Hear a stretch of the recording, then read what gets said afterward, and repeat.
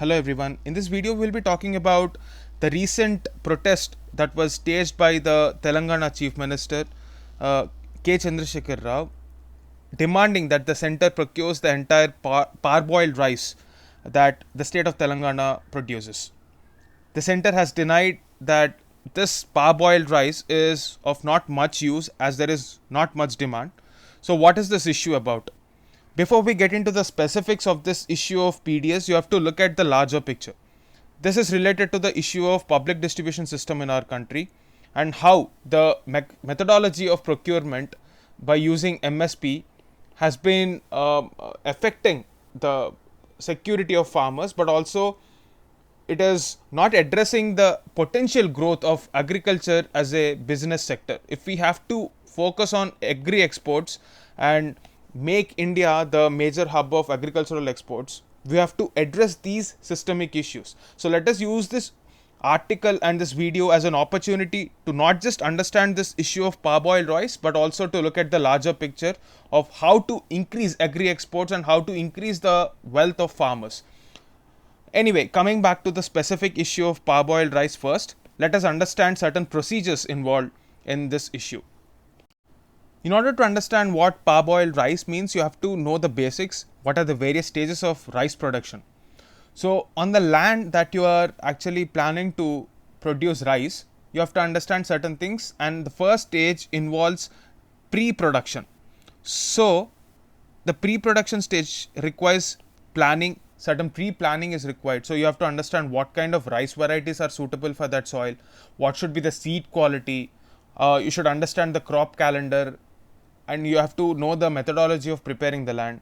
All this is beyond the scope of this video. I'll be making a separate video for that. And secondly, when we are talking about the growth, you have to plant the material in a certain way. You should manage the water, nutrients, weed, pest and disease management. This comes in the growth phase. And the third phase is the most important thing for marketing that product. This is the post-production phase, which is extremely important. So the first step in post-production phase is harvesting at the right time. Sometimes it so happens that crops harvested are too early. What happens is the growth of the grain is short. Like there can be immature grains. Immature grains tend to break very easily. So growth should be at the right time and harvesting should be at the right time. And the second disadvantage is there is a possibility that if immature grains are used, the next generation will not see germination because when they are used as seed, they are immature. So that is the problem, right? Harvesting. Second thing is drying. So rice is usually harvested at certain moisture content. So this moisture is extremely important depending on the purpose. The moisture content ranges somewhere between 24 to 26% within the grain. So any delays in drying that particular paddy crop, or if there is a situation of incomplete drying or uneven drying, it will result in poor quality, like it will rot or it will cause a lot of bad smell. So this is also extremely important. And the next thing is, how do you store that rice? Rice is best stored as paddy itself, like the raw crop itself, because the husk provides some protection against insects and helps prevent grain quality from getting wet, or even after drying it gives certain protection from insects and against rodents like rats, etc. in storage facilities. So storage is extremely important. And the next step is where we will be talking about this issue of parboiled rice and the different kinds of milling and processing. So milling rice paddy is nothing but the husk which is there. This husk will be removed and the white rice is polished. I mean, the white rice that we get is obtained after polishing it.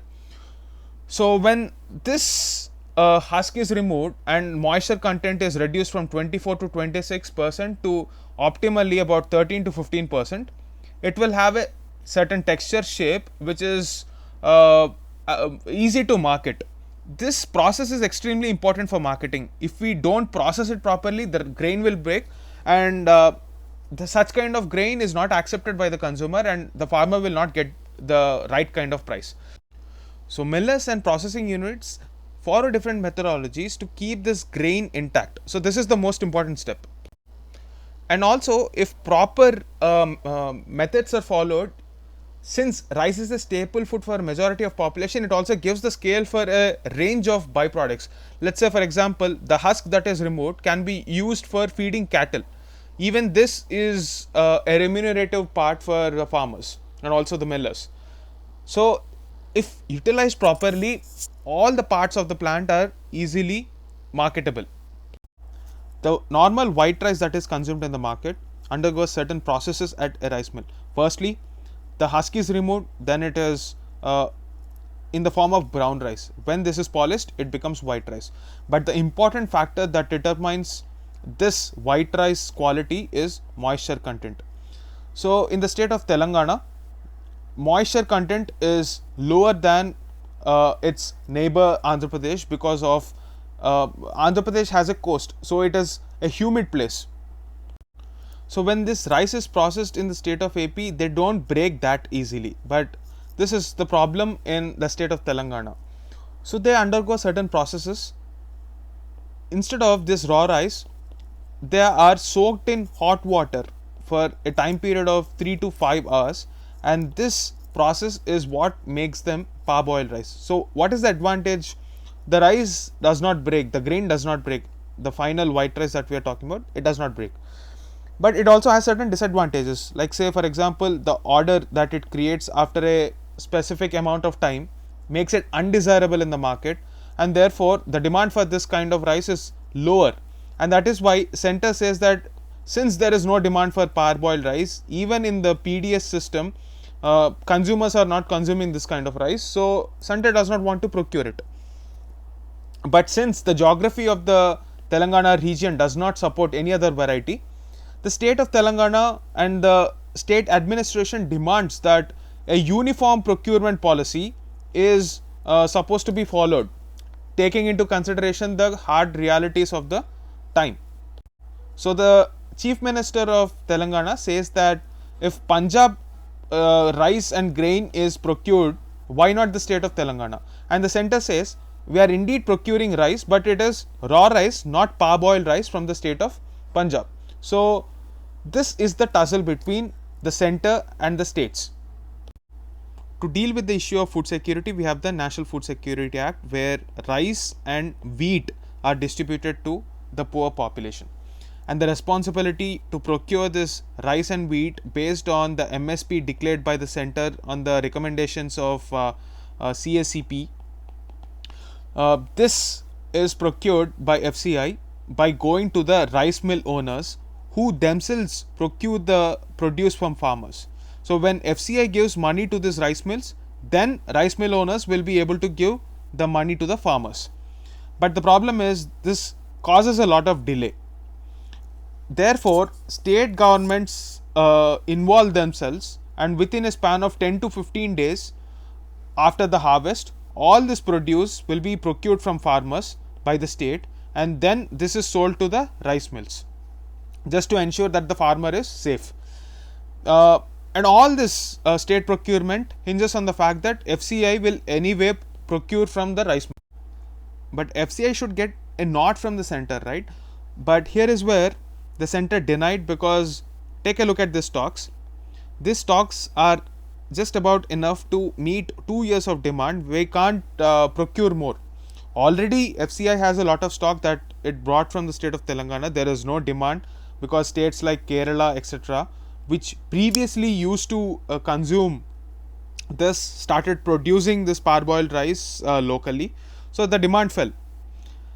Therefore, center wants raw rice, but the farmers here, just looking at MSP, despite the state government's warning, planted paddy. Now the reason and motivation behind that is rice has always been the biggest commodity that was procured by the center, and therefore they had some hope. Now if the center denies procuring this parboiled rice, what is the fate of these farmers? Here these farmers are demanding that the state government, like usually it does, procure from farmers, within a span of 10 to 15 days from the harvest through market yards, procures this entire amount. But the problem is there is no guarantee to the state government that FCI will procure it from the rice mills. It will give the money to the rice mill owners, but if the FCI is not paying up, how will state recover that money? This is the big problem.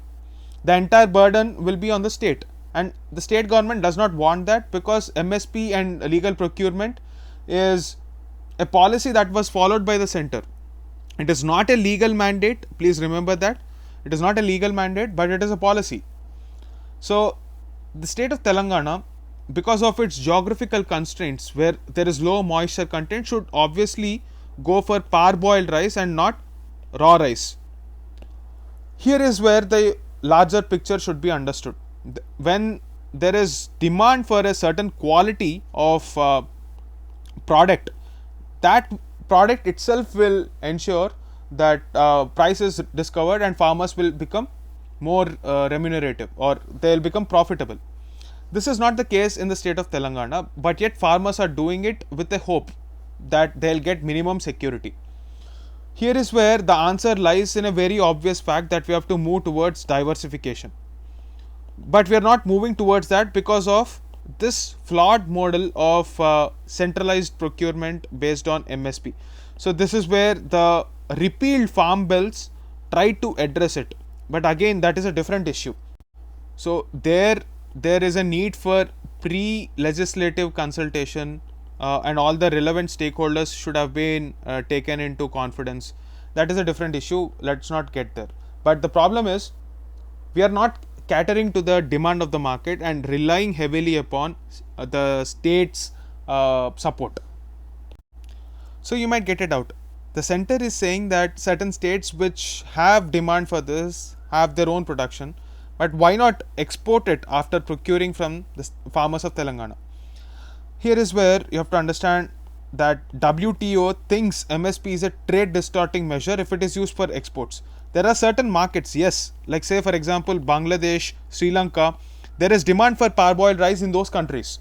But the problem is, MSP is allowed in our country because, one, because it is treated as a necessary measure for food security of our country, and secondly, it is concerned with the vulnerable farmers' livelihood.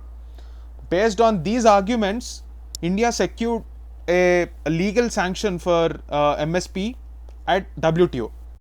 If we start deviating from this, obviously there will be a backlash from WTO and there will be complaints against India. So we can't do this. The solution to this problem is demand management, and in order to incentivize private player participation, farm bills were introduced. We know that it led to a lot of protests.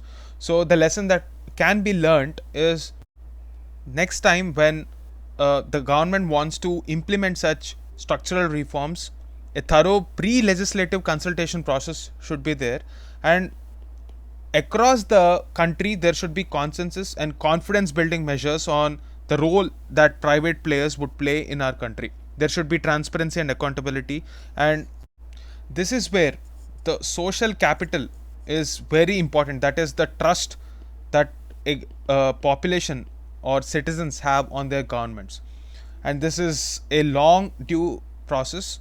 So we have to move towards this demand driven markets instead of just relying on MSPs, because if we take a look at this entire problem, it is not the problem of one particular government, neither the center nor the states, but it is a legacy issue that has been existing from many decades now.